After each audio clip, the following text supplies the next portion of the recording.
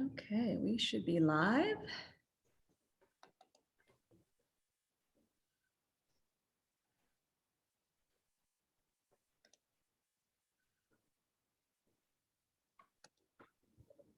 Okay. I'm going to stop sharing because I'm not able to see the, there we are. People are coming in. Welcome, everyone. I'm going to go ahead and share my screen.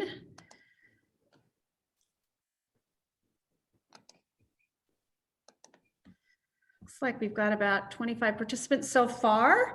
Just want to welcome you. My name is Stephanie Aden. I am the Executive Director of AIA Spokane, and we are in the middle of Architecture Month. And our theme, Resilience in Architecture. We have a great presentation for you today. We have the NAC project team that'll be presenting a virtual tour on the Lake Stevens Pre-K through 5 elementary school over in the west side. You will be receiving credits for this. Actually, I think they're HSWs, not learning units for this particular course. I do have figured out a way to record your member numbers, so actually I don't need you to send those in anymore, hopefully. So I'll go ahead and get, if you participate today, I'll go ahead and get those recorded as long as you put in your member number when you registered. If not, you can always email me at office@aiaspokane.org if you forgot that little detail. So I just wanted to say that CSI Spokane has been very generous. They are promoting a kind of a fun factor for Architecture Month. We wanted to support the Spokane dining scene. So we will be announcing a randomly selected participant from today's webinar who will receive a $50 gift card to one of the Spokane restaurants here in the area. And so stay tuned for that at the end of the presentation today. We also are encouraging participation throughout the month. At the end, I will tally up all the participation, and the top 10 or the 10 people with the top 10 participation and as many webinars as you've attended will receive an additional $50 gift card. So keep registering for events. They're on our website at aia.org/Spokane, and we'd love to have you join whatever you can. So with that, I wanted to go ahead and introduce our presenters. We have Melissa McFadgen out of the Spokane office with NAC, and she was the design principal on this particular project. And joining her is Steve Shiver out of the Seattle office, a fellow architect also with NAC, and he was the principal in charge of this particular project. So we are encouraging Q&A throughout the presentation.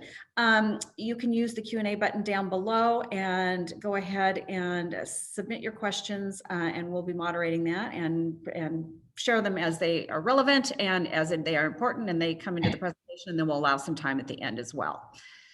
So I want to go ahead, because you are getting credit, I want to go ahead and let you know what the learning objectives are today. Number one, you'll explore how to integrate early learning programs into a cohesive Pre-K through 5 campus and foster early childhood development while supporting elementary education. You'll learn how careful design provides a safer environment through interior transparency and connections to the local and regional natural environment. You'll learn how crime prevention through the environmental design principles were employed throughout the site and buildings. And finally, you'll discover how sustainable design practices were seamlessly integrated into the architecture and put on display as a learning opportunity for students. So with that, I'm going to go ahead and stop sharing my screen. I'll go ahead and turn it, I think, over to Melissa. And actually, I think I'm going to take the first shot here, wasn't I, Melissa? You go for it. Sure, that sounds good, Steve. I'm going to go So back. I think as the lone West Sider over here, I just give you a quick context of where this site is located. You have downtown Seattle down here on the kind of the center lower left. Lake Stevens is a suburb of Everett. A lot of Navy personnel live in Lake Stevens. Most of the housing within the city limits and within the school district tends to be lower to moderate income.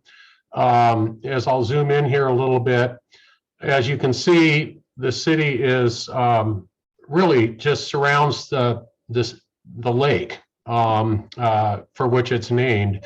And our project site is right up here in the northeast quadrant of the community, and it actually is one of the highest elevations within the school district. And so that was one of the parts of the theme of the entire project, which was the idea of the flow of water and the flow of students as they move throughout their early learning and elementary education. Melissa.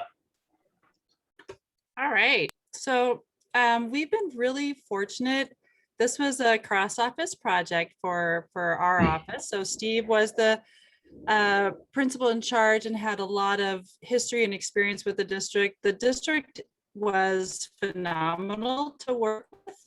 And so the design and production really came out of the Spokane office. But that's one of the wonderful things I love about NAC and our firm is just that working on the west side is different than the east side. And as we get these opportunities, we have tremendous potential for growth and learning new ways of implementing projects. And so we prepared this brochure way back when we could tour places in person. And so this is actually the cover here. This is kind of a snapshot of one of the learning garden areas. This is the elementary school that you're seeing beyond.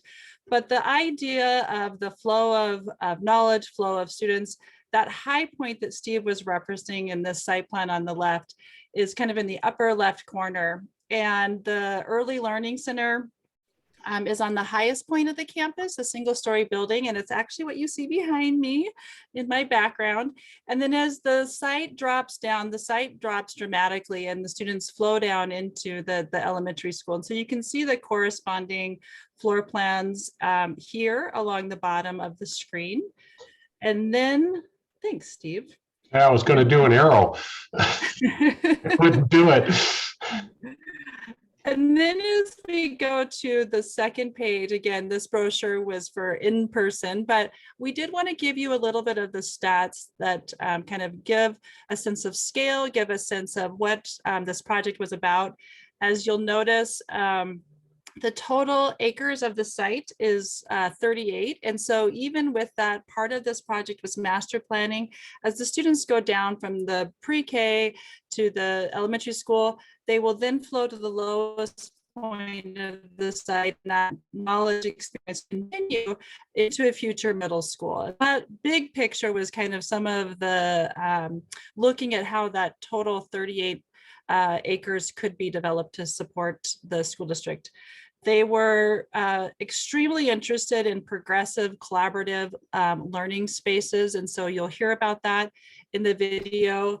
What we're sharing with you beyond this brochure, which we'd be happy to share with anyone because it's already been out to the public if you want more information.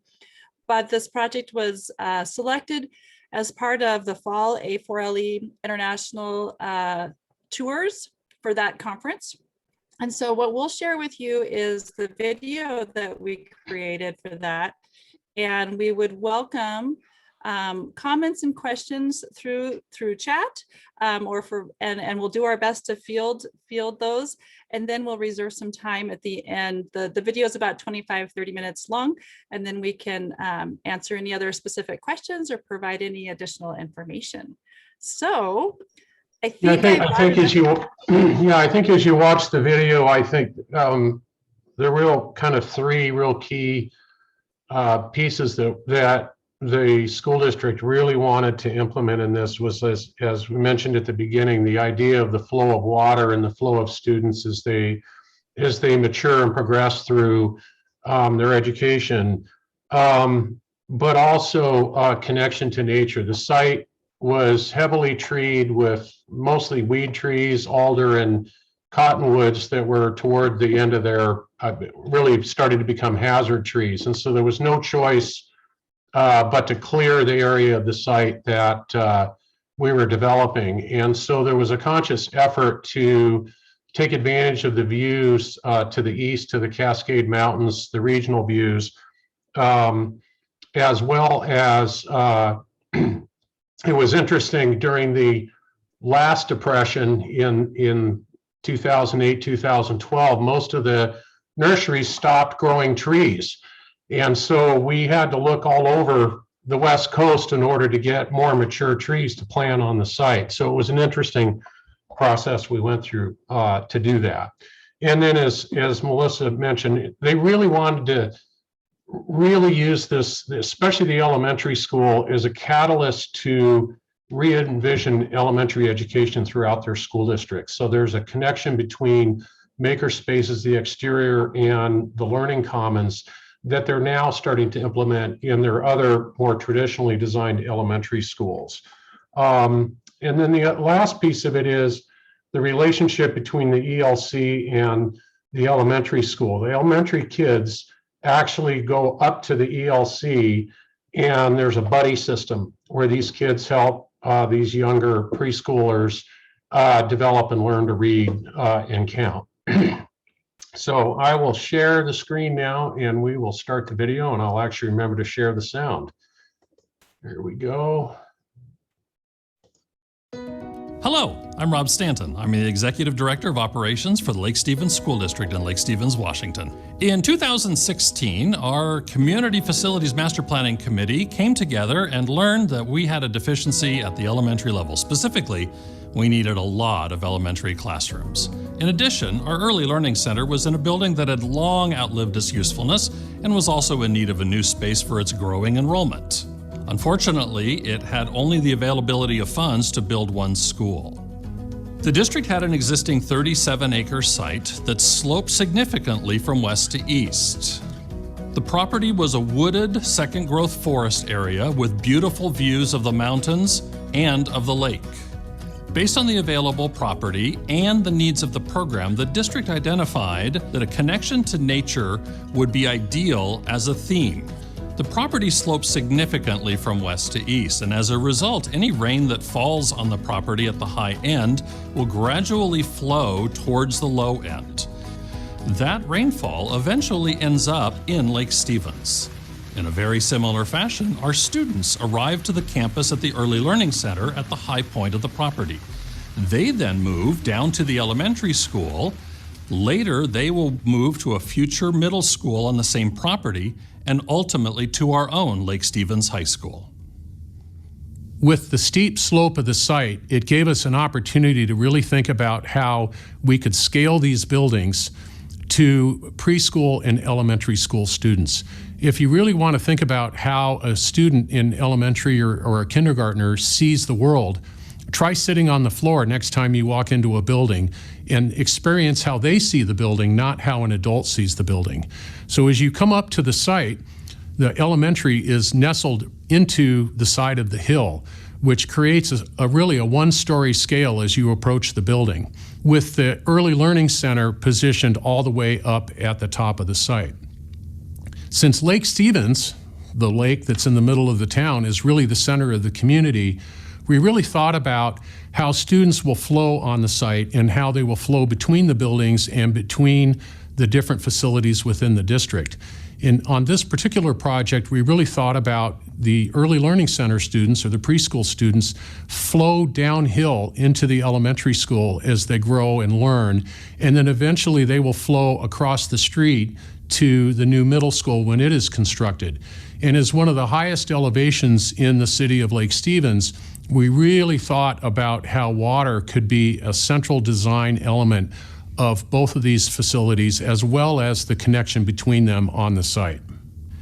When we began the project, the site was covered by beautiful second growth forest. However, a lot of that had to be removed in order to construct the buildings and the associated infrastructure.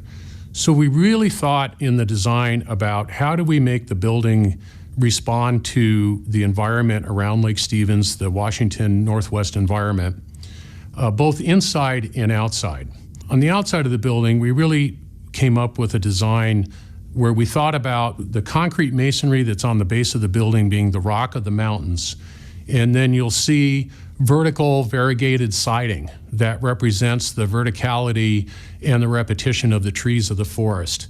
And then the wide overhanging white roof and soffit is really representative of the sky and the clouds. And considering that we're here in the Northwest, it's cloudy most of the time during the school year anyway. The challenge we were trying to solve when designing the P5 campus was understanding how both these facilities could exist on this site and flourish in the presence of one another, while also fully recognizing that each building has its own specific needs. The students, families, staff, as part of the Early Learning Center, it is a separate scale. It is a building where it is the first introduction to early learning, to Lake Stevens School District, and formal education for these families and students. It's a district-wide facility, so it's serving all of the students, or many of the students, within the Lake Stevens School District. In contrast to elementary school, these students now know how to read. What are the aspects of the design where students can become more independent, can have their curiosity sparked through the sense of and access of the makerspace and learning always on display through the connection to the outdoors?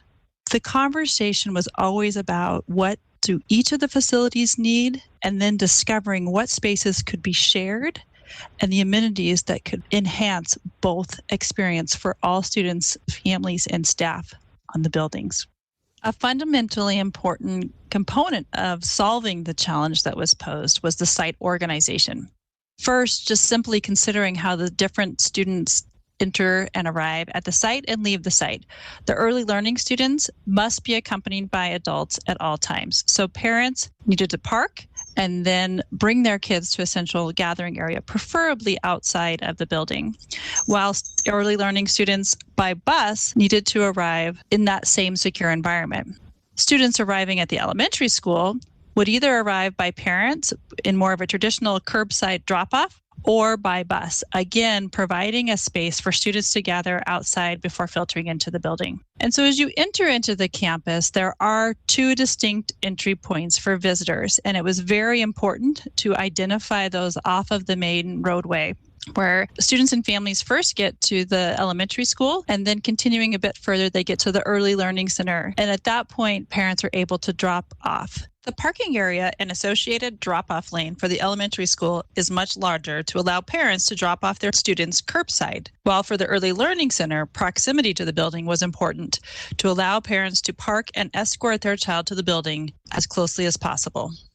A secure bus lane runs the west and north portion of the site.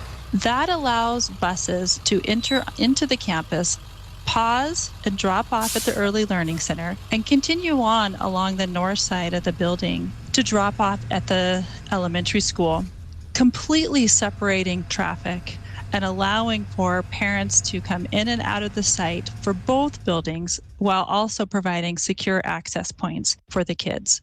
Shared playfields occur in the upper northwest corner, again, maximizing the amenities that are provided to both facilities. And then staff parking is actually on the lower level, allowing for kind of the two parking lots to be separated and not have a large area of paving as the introduction into the campus. The idea of flow became a significant part of our design efforts. In addition to the way that water flows on the property, our students also flow through it. Our students arrive at one end of each school and gradually make their way through corridors to common and shared spaces and educational locations, and ultimately to their classrooms. One of the most important aspects of both of these buildings were the ability to connect students and staff with the outdoors. At the Early Learning Center, not only does the indoor play space connect directly to an outdoor play space with a roll-up door, but the vast majority of the classrooms have direct access to the building exterior. Another important aspect of that connection is both schools feature outdoor learning spaces. At the Early Learning Center, an outdoor garden is provided where the kids can grow their own flowers and small vegetable plants. At the elementary school, purposeful outdoor learning areas were connected to wetlands that were created as part of the stormwater system, as well as raised beds where kids can grow vegetables and flowers in a garden. A real critical part of that flow and connection is actual physical connection between the elementary and the Early Learning Center, facilitating a buddy system throughout the school district where the younger preschool students are mentored and taught by the elementary students in the adjacent facility. When the original conversations were starting about the Early Learning Center, there was a significant amount of conversation related to the importance of making sure that kids under the age of 5 who would be coming here, along with their families, felt like it was a very welcoming, warm environment, a place specifically designed for them. And so when you first walk in the door, one of the most important aspects right away was to have a kid-sized door. This is a door made for kids that adults cannot go through. This is a place designed for them. So right away, the district was very sure to make sure that we had the tone set from the moment you even approached the building. And then as you walk in, of course, there's the secure vestibule that we need to have to honor safety and security within the school district and their protocols. But there was also the desire to make sure that that community room or living room was immediately apparent right when you walked in as well. Looking to your right as you walk in, there's the administration, the ability to come in and interact with, again, a kid-sized featured administration desk so that the students feel like while there are adult activities occurring, that this really is a place for students. There's an area for people to make sure and access technology who may need to apply online for certain programs or just simply have access to the internet. And then if you turn to the left when you're in that secure vestibule, you go into the community room or the living room of the school. There wasn't the budget or the space to be able to provide a large multi-purpose room. And so the idea with this room is that it could serve not only as a sort of informal library for day-to-day, can serve as a space for staff to gather, but also the way that the building was organized is this living room or community room could host events with a small kitchenette. It could also host community-wide continuing education. So for private providers or other organizations coming in, that sense of community. The operable wall opens up on the north side to the indoor play or eating area that's within the ELC so that if there are larger events, they could be hosted there. And so a real intentional layout to make sure that both the larger space of the community room as well as the outdoor play and eating area was placed together, which then ultimately opened up onto the playground area. And so thinking that while there wasn't the space necessarily within the budget and the program to provide the area to have a second gym, that there could be that sense of gathering space within the Early Learning Center right there at that main entry through operable walls and other amenities to have those spaces open to each other. The classroom design at the Early Learning Center was really focused on creating spaces that respond to small children, where they have an ability to see out a window that's at their height and they can sit in furniture and access sinks and other fixtures that are really designed around their size and their use. One of the unique aspects of this building is we specified tunable light fixtures from indoor incandescent light to daylight. And we have found through studies that that is very, very important, especially in programs where students are experiencing difficulties in learning. As we started to talk about what the playground area should be for the Early Learning Center, we really wanted to focus on making sure that every child felt like there was an activity for them, regardless of their skill, their age, or their ability. So we started with the items that were truly universal and kind of non-negotiable to early learners, and that included a trike path, a slide, and a lot of individual manipulative elements. And so as we evaluated the proximity to the existing classrooms and really tried to figure out how do you provide both group and large gross motor, high activity, high intensity playground activities while also providing individual activities. We ended up organizing the play area where immediately when you exit either those classrooms, the ends of the classroom wings, or the indoor play eating area, you have kind of a transition zone. And in that zone, it's buffered with benches, with more individual equipment. And then that trike path provides a perimeter loop around this small hill and slide that allows for kids to have a sense of elevation, to work those leg muscles as they climb to the top of the hill to get to the slide. And so as we evaluated what is appropriate for a 3-year-old versus a 5-year-old, recognizing that while there might not be very many years separating those age groups, the skills, particularly if there were challenges or impairments, that there would be something for every child. The elementary school features a new educational space to the district, the Makerspace. The Makerspace is where students explore, design, create, and test their learning. The Makerspace's connection to the Learning Commons allows students to research and develop ideas that they then implement in the Makerspace and then bring back to the Learning Commons to share with others. The 2-story Learning Commons that includes the Makerspace is the heart of the school. It connects the classroom wings to the shared spaces and creates an area where students can gather, collaborate, communicate, and develop ideas and thoughts. As we began the conversations of the prioritization with Rob, Amy Beth, others within the district, it was really clear that the Learning Commons, the maker experience, was front and center, that every child had the opportunity to experience, as well as every community member who came to the school had the chance to experience and see what the students' creativity was coming up with.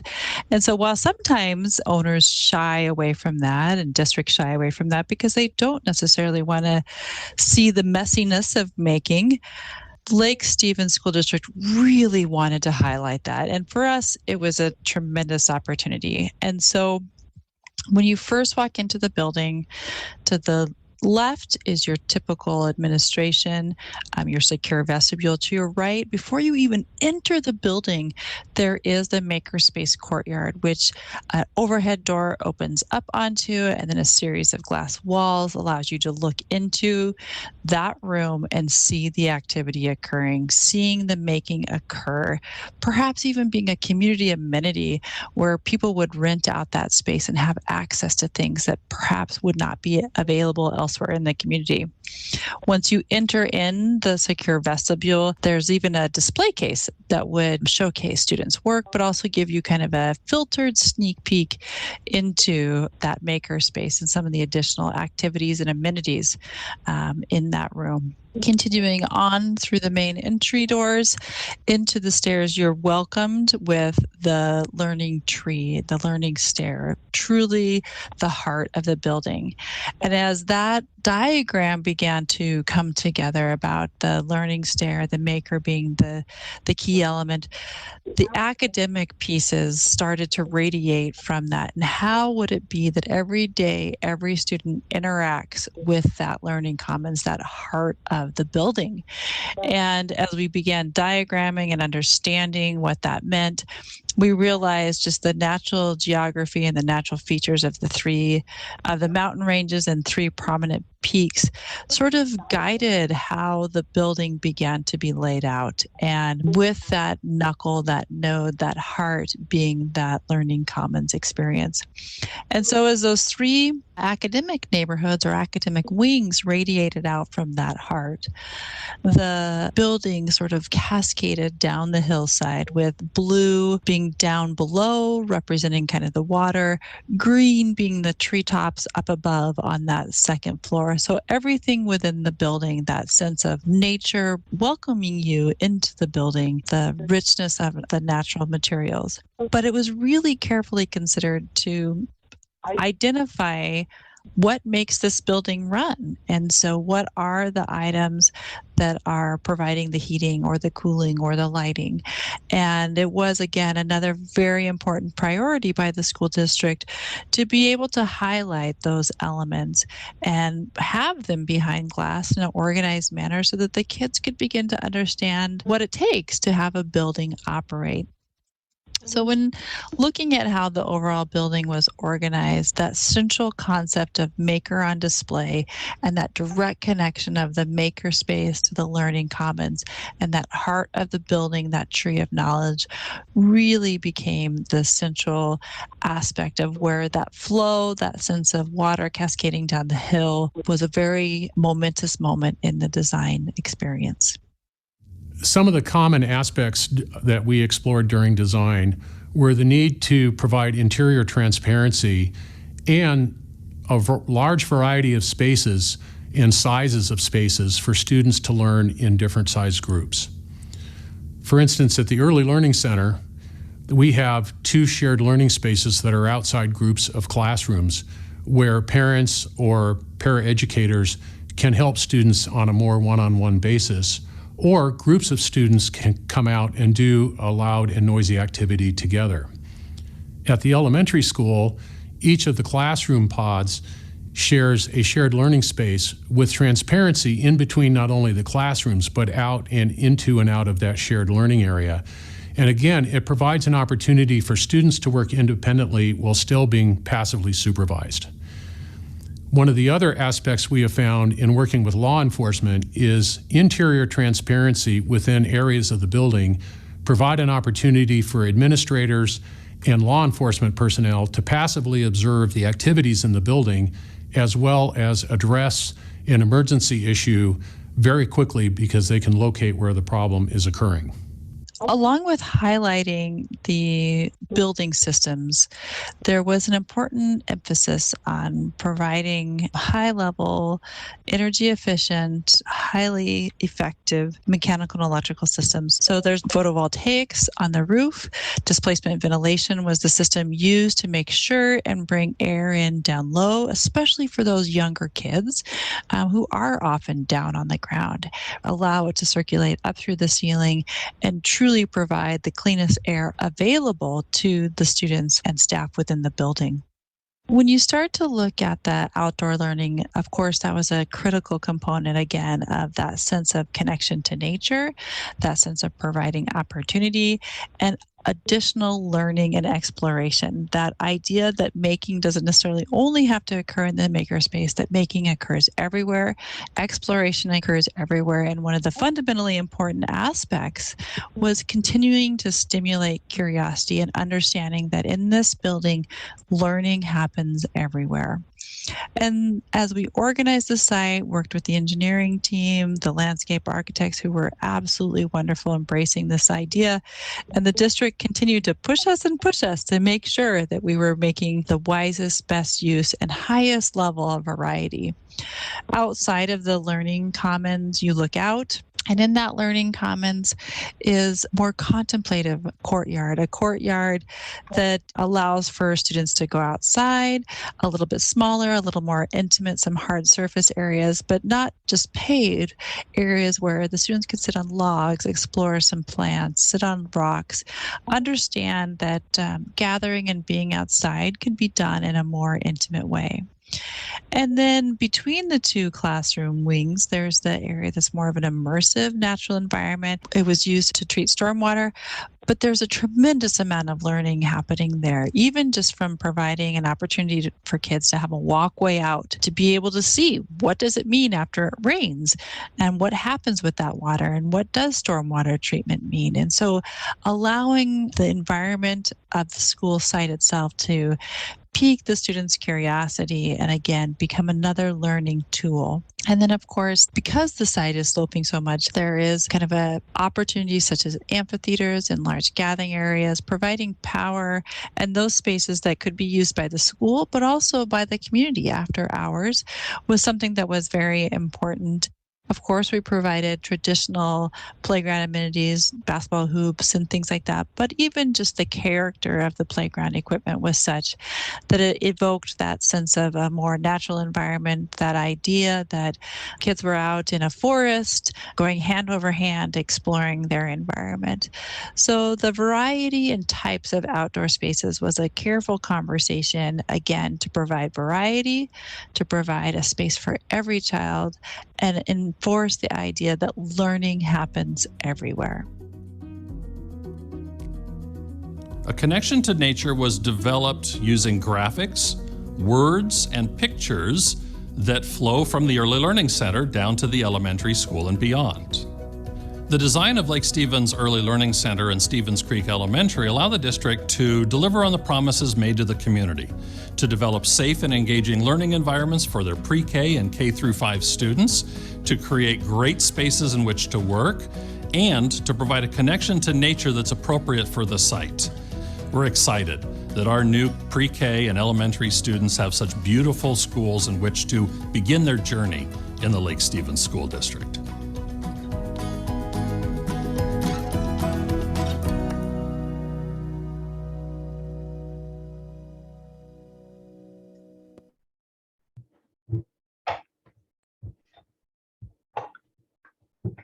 Okay, I'm unmuted, I think.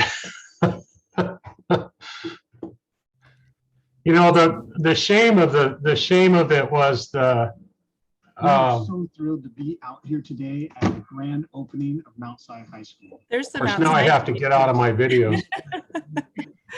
There we go. One of the challenges maybe that Steve, you were starting to allude to is, you know, this building is relatively new, and then it was shut down. And so when we went back and did the video in last fall, it really felt vacant. And it was kind of a moment for me, at least, of understanding that the kids, the teachers, staff, they bring the life into the architecture time and time again. And so we're excited to go back and video when kids are there. And they'll let us in. Yeah. So that was an interesting learning experience as part of creating the video. You know, I guess, you know, I have 3 grandchildren, and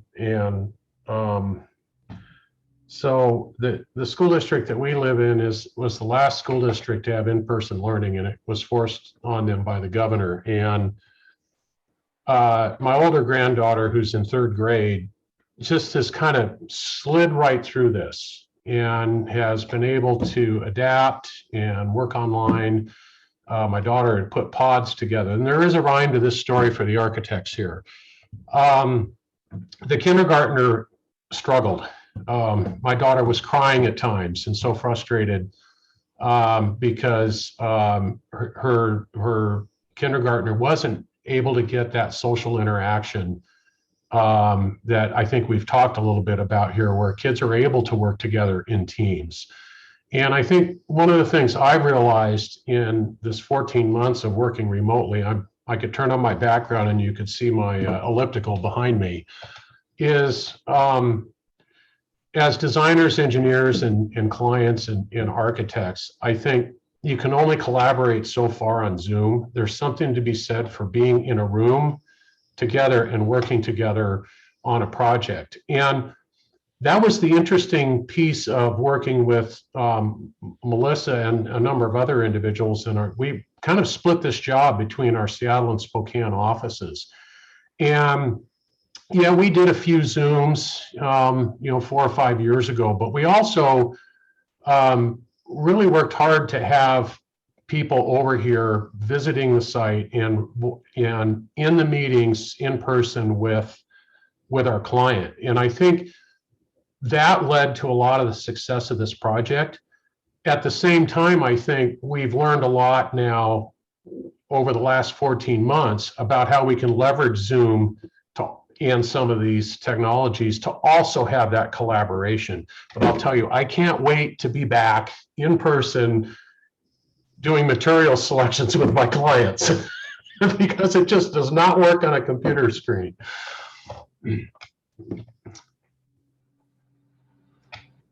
I realize I'm muted. So we would welcome any additional questions or comments. Was there anything that we missed? We know everyone's busy. We want to be respectful and make sure this is meaningful. So if there's anything that comes to mind, we would welcome answering them. It's so weird sitting here and only seeing Steph's face and Steve's face. No questions from the audience. This is your chance. Wow. Okay, well, thank you all for attending. It was really— Oh, there's a Q&A. Here's one. How did you handle accessibility? I think, Melissa, if you can bring up that site, the one, the drawing that you showed at the beginning, the handout. Thank you, Jason. I think it was a combination of ramps and one elevator. That was definitely a challenge because we wanted to make sure that somebody in a wheelchair or somebody with a cart could get between the, actually, I could probably just use the site here, could get between the elementary school and the early learning center. Hey, Melissa, I'll go ahead and share my page.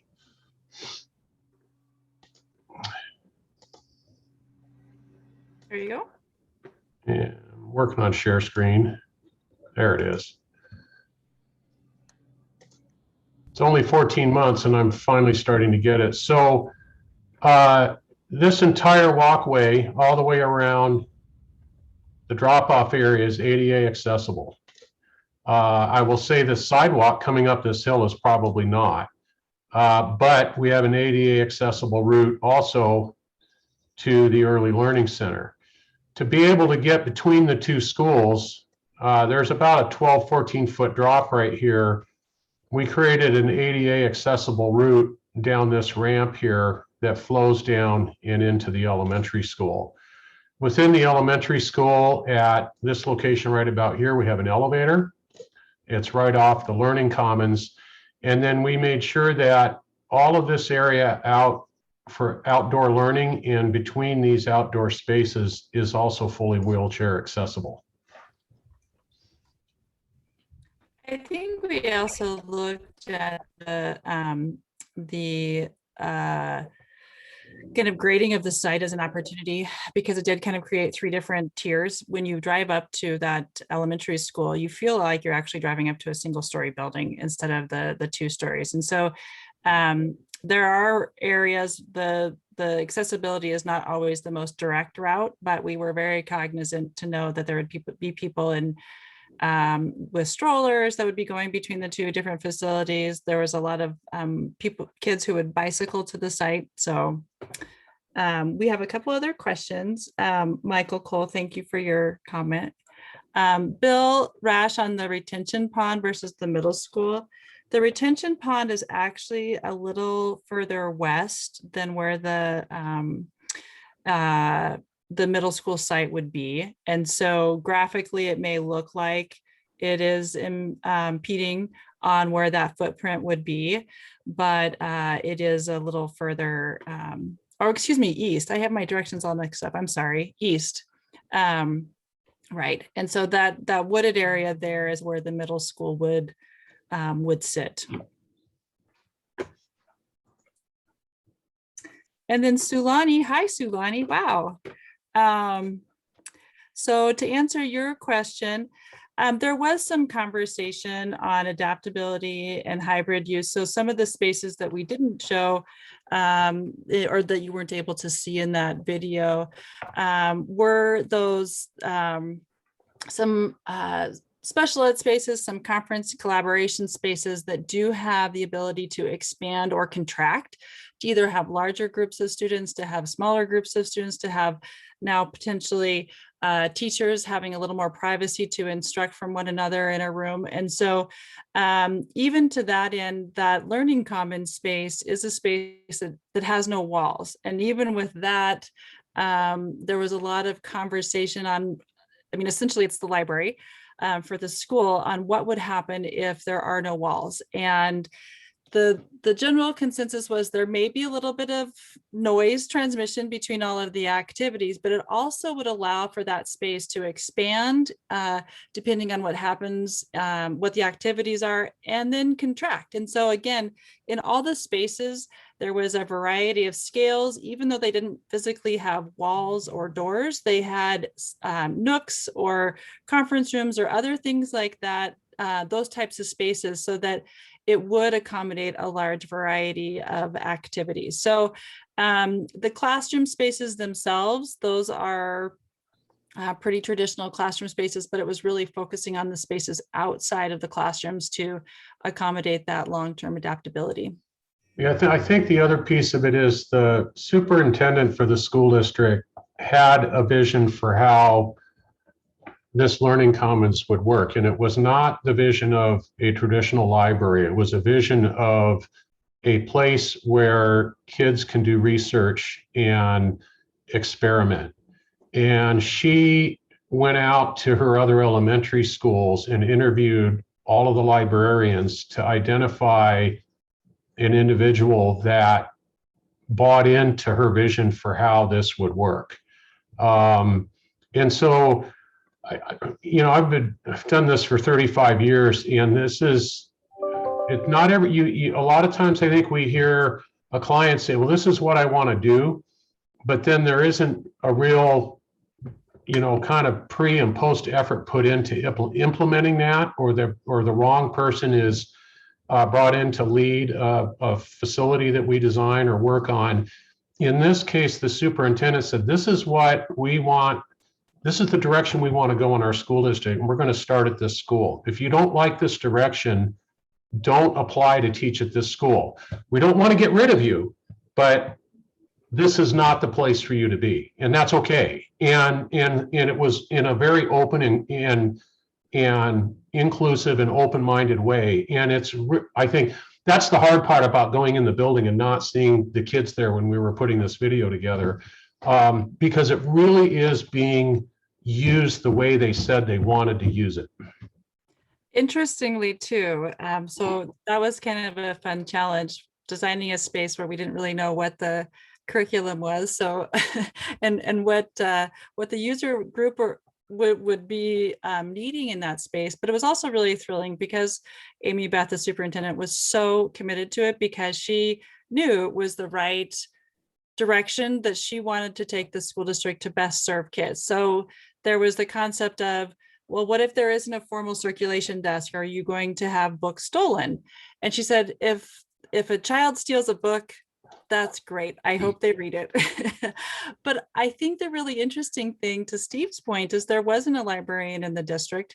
And so ultimately the person who now fulfills this role, who's a really phenomenal educator, her background is in IT.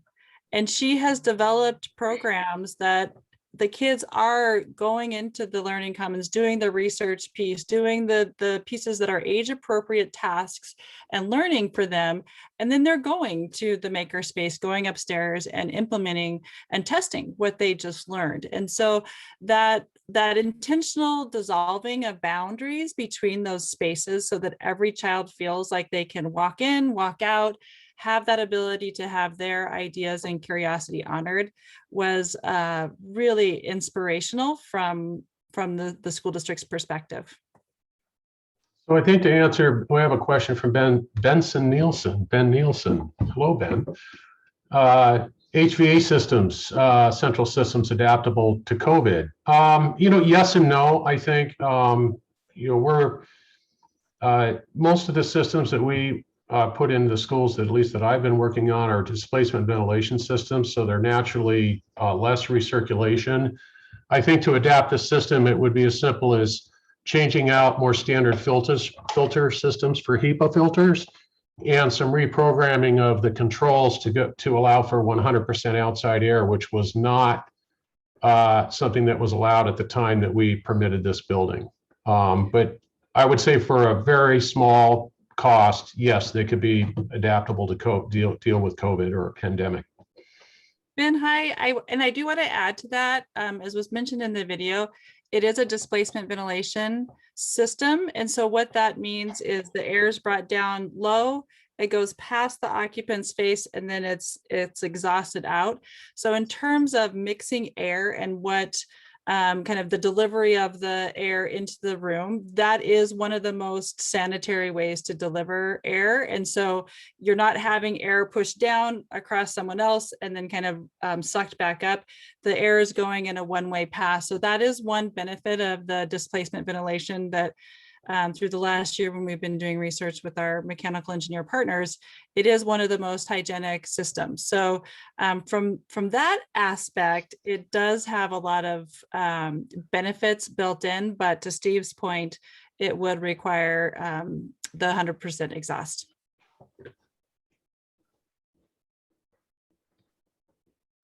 All right. Well, way to come through. How did you deal? How did you deal with security at the larger areas of glazing, such as the makerspace and entry? Did you use attack-resistant glazing? Now, I'm going to go back, I think, and do a quick, just the screen share of the site, and just talk a little bit about. So we thought about it in a couple ways here. So. Just using annotation at our main entry area right here, we did include right at the vestibule impact resistant glazing systems. The rest of this area has the applied 3M film to slow down an intruder, and we did the same thing over here at the Early Learning Center. Within the building itself, we had some long discussions it's interesting, their school district security officer is the ex-police chief for the city of Lake Stevens. And so we had some long discussions about, well, where do you go and how far do you go and where do you stop? And we really concentrated on preventing an intruder from getting into the administration areas of each of these two buildings. Within the building, we've zoned the wings so that they can do an emergency lockdown that zones these buildings, and locks the wings off from the public areas of the building. Outside of that, the law enforcement that we work with really wanted us to maintain as much transparency as possible, to the point where we don't even have roller shades installed on the interior windows or relights within the building, because they feel it is more important to be able to walk through and observe what's going on academically within the building, as well as to be able to identify if there's a problem going on. And the other piece of it, I think, is their district philosophy. They're starting to rethink it a little bit, but their district philosophy up through today has been treating an intruder like a fire alarm. Get out and get away as fast as you can. Flee, what is it? Flee.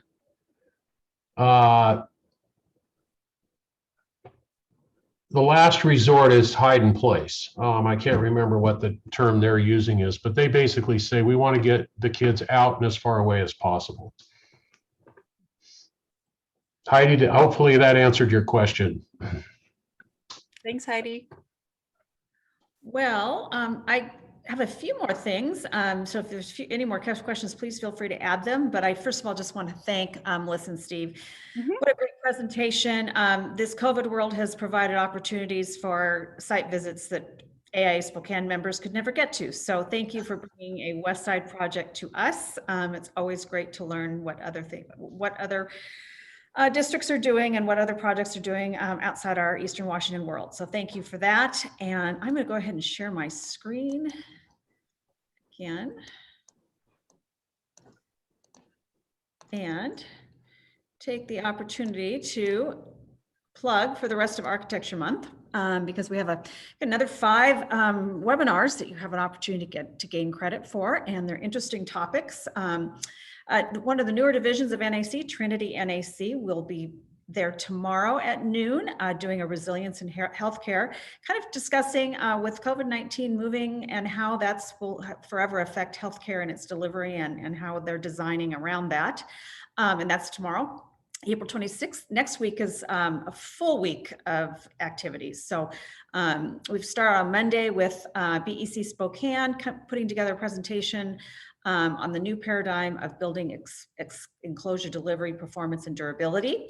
And then April 27th, we're going to have a great community presentation on Pine Creek Community Restoration, recovering from the Malden fire. We've got a great panel of community leaders, architects, academics that are coming together and really to present what they're doing and how the architecture world can help support them. So please join that one. I know that there's opportunities there. IIDA and ASLA, along with AIA Spokane, are doing a Riverfront Park Ice Age Flood Playground part 1, and that's the virtual presentation, followed the very next day with our very first in-person tour since COVID. We'll be touring that playground. The tour is actually limited, at least initially, to AIA, IIDA, and ASLA members.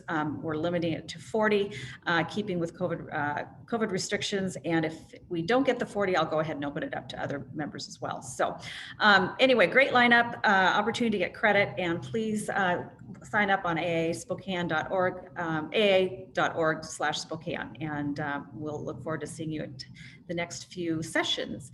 And then to kind of cap it off, we have a winner for today's raffle, which is a $50 gift card to Borracho Tacos or River City Brewing, Fast Eddie's, Boombox Pizza, or Red Reel.